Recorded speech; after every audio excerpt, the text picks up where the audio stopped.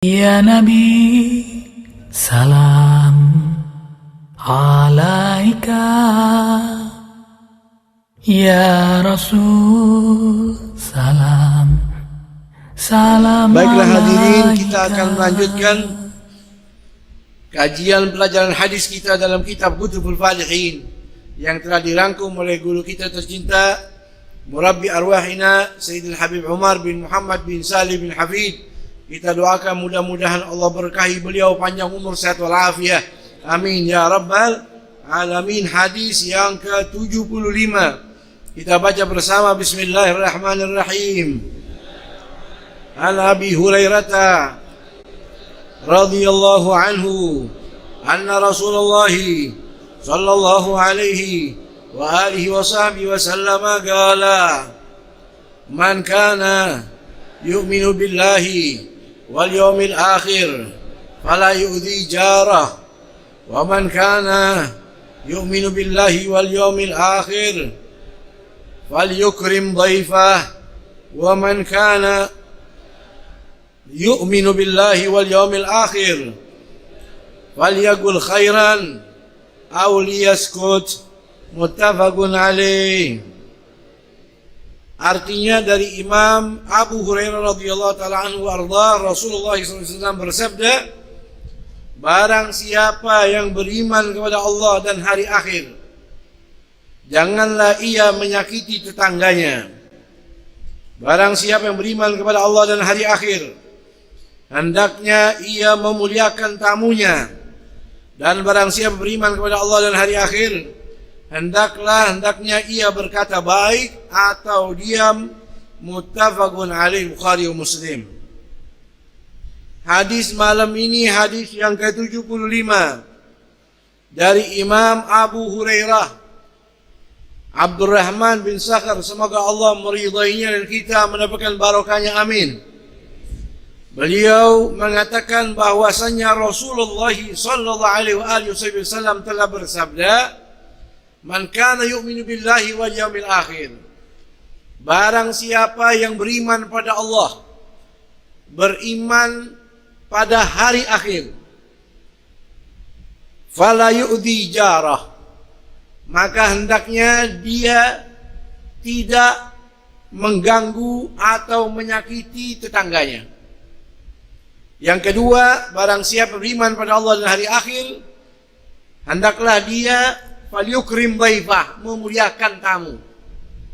Yang ketiga, barang siapa beriman pada Allah dan hari akhir, hendaknya dia berkata yang baik atau diam. Ada 3 nasihat dari junjungan baginda Nabi kita Muhammad SAW. Kata ulama, hadis ini termasuk kaidah adab di dalam agama Islam. Kalau orang pengen tahu Islam itu apa, sepertiganya ada di hadis ini. Sepertiga Islam ada di hadis ini, yaitu cara bermuamalah yang baik kepada tetangga, bermuamalah yang baik kepada tamu, dan bermuamalah yang baik dengan menjaga lisan. Al-Islam dinul muamalah. Agama Islam itu agama bersosial, agama bermasyarakat, agama bermuamalah. Di dalam hukum Islam, ibadah ada 2. Ada fima yata'allaq bil haq. Ada ibadah yang berkaitan, berhubungan, bersangkutan hanya antara hamba itu dengan Allah. Contohnya sholat, contohnya puasa, haji. Betul. Ada lagi ibadah dalam Islam fima yata'allaq bainal khalq. Ada ibadah yang berhubungan antara kita saja. Jikalau kita jaga dengan baik, Allah tumpahkan untuk kita pahala. Yaitu yang berhubungan antara sesama manusia. Contohnya baik sama tetangga, baik sama tamu, juga menjaga lisan kita.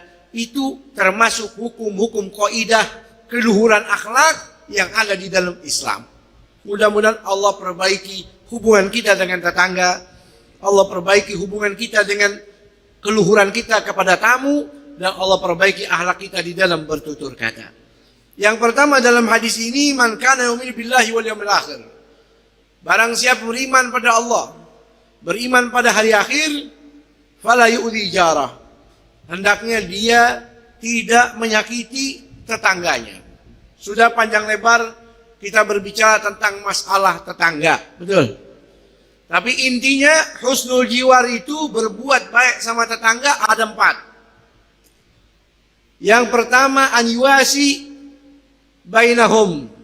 Yang pertama saling berbagi kepada tetangga, sudah kita bahas, betul. Walaupun hanya memberi kuah marak, hanya kuahnya saja. Yang kedua, an yamna adahu, engkau tahan diri tidak menyakiti dia. Yang ketiga, an la tatma fi ma fi jarih, Anda tidak berharap apapun dari tetangga Anda. Kalau dia baik, baru Anda baik. Kalau dia jahat, Anda jahat, itu salah. Keluhuran akhlak bertetangga, kita tidak berharap apapun dari dia. Dia mau baik, mau tidak, kita tetap berbuat baik kepada mereka. Itu namanya husnul jiwa. Yang keempat, antasbir ala adiyatih. Engkau sabar atas kejahatan yang diberikan kepadamu. Itu namanya husnul jiwa. Kenapa demikian, saudara? Karena nanti di hari kiamat, dalam hadis Rasul, fi yaumil qiyamah jarun yata'allaq bijari. Tetangga bergelayutan kepada tetangganya yang lain, bergantungan dengan tetangganya yang lain. Fayaqulu, dia menuntut, minta sama Allah, ya Rabb, hadza aghlaqa babahu duni famana'ani ma'rufuhu. Ya Allah, ini orang jangan dimasukkan dulu ke surga. Mestinya dia bisa masuk surga, tapi karena digantung sama tetangganya, tertahan. Ya Allah, ini orang waktu hidup bertetangga sama saya, sudah menutup pintunya untuk saya, dan menutup kebaikan untuk saya, ya Allah. Nggak kenal tetangga, yang mestinya dia bisa berbuat baik kepada tetangganya, dia tidak berikan itu, maka tertunda untuk orang tersebut di dalam masuk dalam surganya Allah SWT. Ibu bapak hadirin wal hadirat yang dirahmati oleh Allah SWT. Di zaman baginda Nabi kita Muhammad SAW, ja'a rajulun ila Nabi SAW yashku jarah.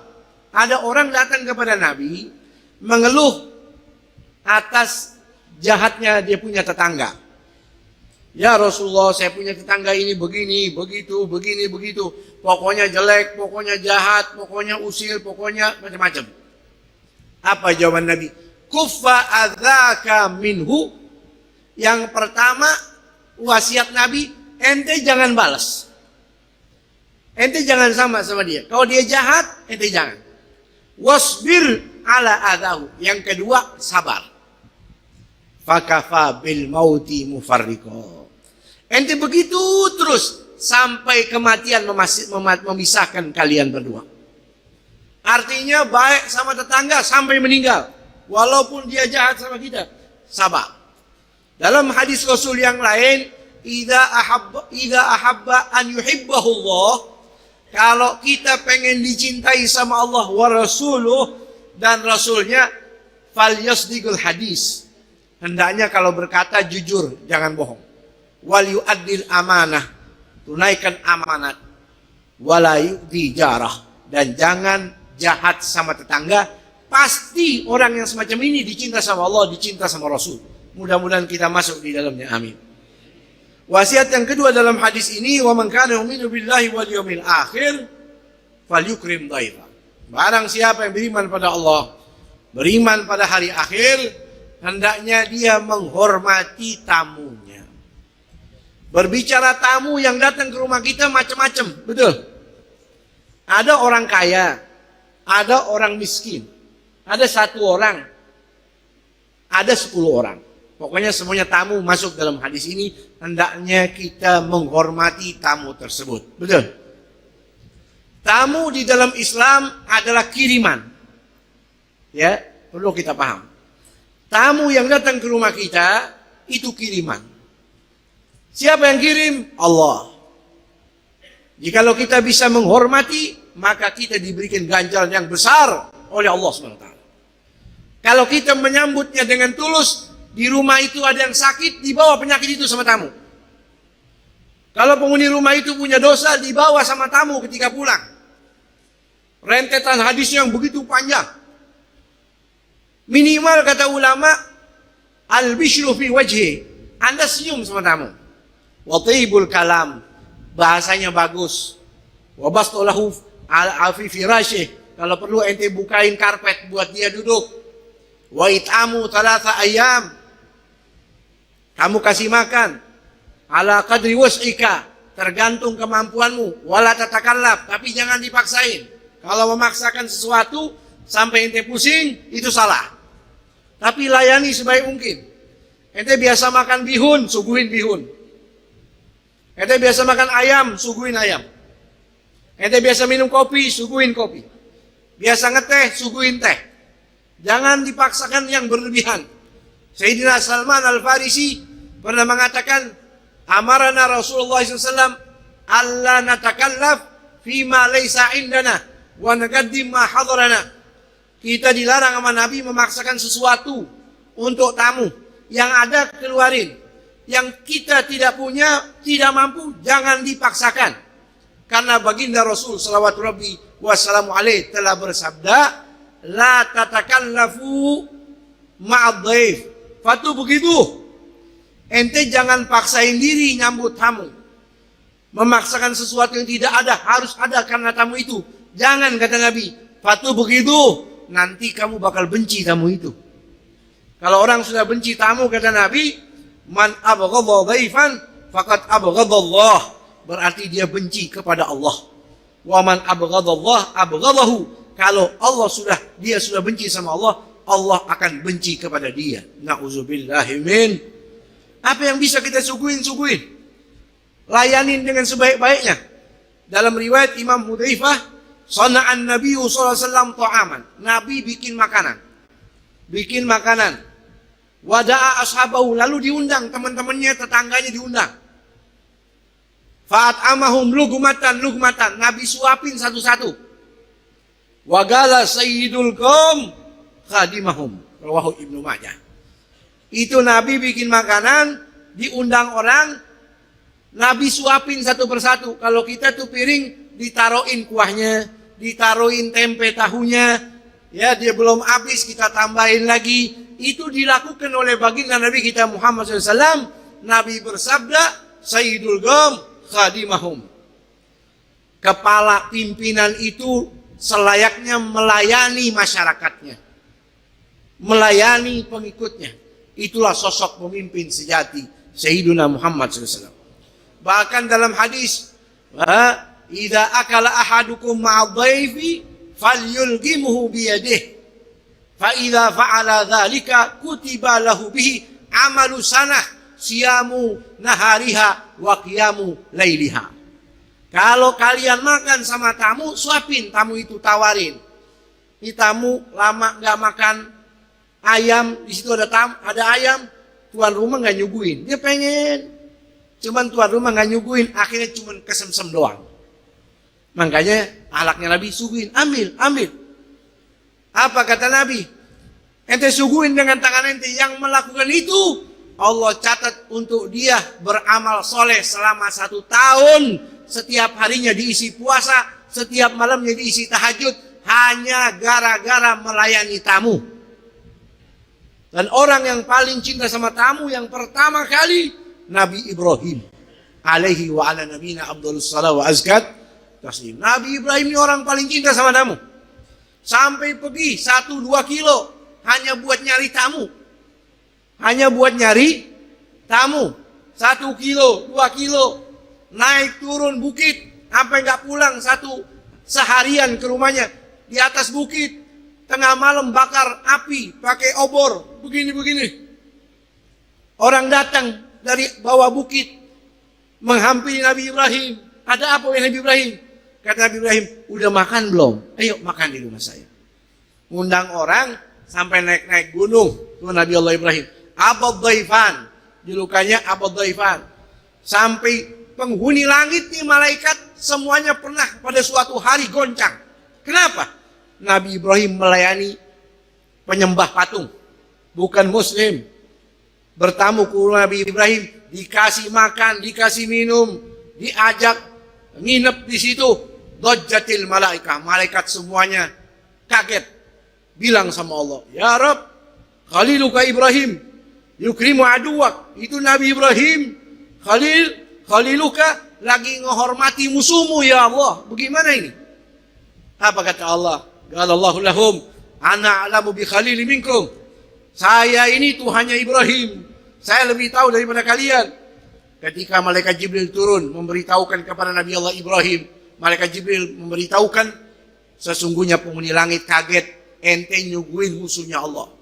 Apa kata Ibrahim? Biarin, Allah aja berbuat baik kepada hambanya yang tidak baik, masa saya kasih makan orang kalian bingung? Nangis Nabi Ibrahim. Setelah itu datang tamu, ketok pintu rumah Nabi Ibrahim. Wahai Nabi Ibrahim, saya mau bertamu, mau numpang makan. Muslim bukan? Bukan. Pergi.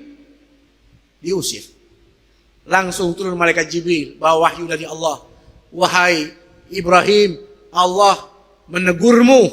Bagaimana kau usir hambanya Allah yang ingin bertamu ke rumahmu, sementara hanya dikarenakan dia tidak beriman pada Allah. Tahukah kamu, dia telah diberi rizki sama Allah selama 80 tahun, padahal dia belum pernah sujud pada Allah. Nabi Ibrahim lari kejar itu tamu. Tengah jalan, kalau bahasa kita dierek-erek, ayo balik. Ayo balik lagi ke rumah saya. Ngapain? Kan anak udah diusir. Makan pokoknya rumah saya. Katanya harus Muslim. Saya penyembah patung. Gak boleh makan kecuali beriman. Enggak jadi. Udah balik aja. Ayo makan. Balik aja. Kenapa? Saya ditegur sama Tuhan saya Allah Jalla wa'ala. Kata Allah, masa iya ada orang mau bertamu diusir hanya karena tidak beriman kepadanya, sementara Allah telah memberimu rizki selama 80 tahun, kamu belum pernah sujud kepadanya. Nangis penyembah patung. Aslamtu lillahi rabbil alamin. Akhirnya masuk Islam di bawah tangan Nabi Allah Ibrahim, berkat keluhuran akhlak Nabi Ibrahim. Makanya hormatilah tamu. Yang terakhir, man kana yu'minu bil akhir falyaqul khairan aw yaskut. Barang siapa beriman pada Allah dan hari akhir, hendaklah dia berkata yang baik atau diam. Ya, bicara yang baik. Kalau nggak bisa, diam aja deh, ente selamat. Ya, selamat. Dulu Luqman Hakim pernah berkata kepada anaknya, ya bunayya, idza iftakhara an-nas bihusni kalamihim faftakhir anta bihusni sumtika. Wahai anakku, kalau orang pada bangga karena bisa ceramah yang hebat, bisa berbahasa dengan bahasa yang rapi, maka berbanggalah kamu dengan banyak diam. Ya, man samata naja, yang banyak diam dia bakal selamat.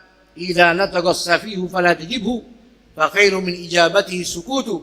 Sakattu 'anis safihi fa dhanna 'anni, ayaitu 'anis safihi wa ma ayaitu. Walakin iktasaitu bi thawbi hilmin wa jannabtu safahata ma bakitu. Kalau ada orang ngajak debat, diam, jangan dijawab. Ya, sebaik-baik jawabannya adalah diam. Ya, itulah keutamaan diam. Mudah-mudahan 3 keutamaan ini ada di diri kita dan bisa kita amalkan, dan kita manfaatkan kedatangan tamu ini, tamu-tamu kita, untuk memberikan nasihat untuk kita semua. Assalamualaikum warahmatullahi wabarakatuh.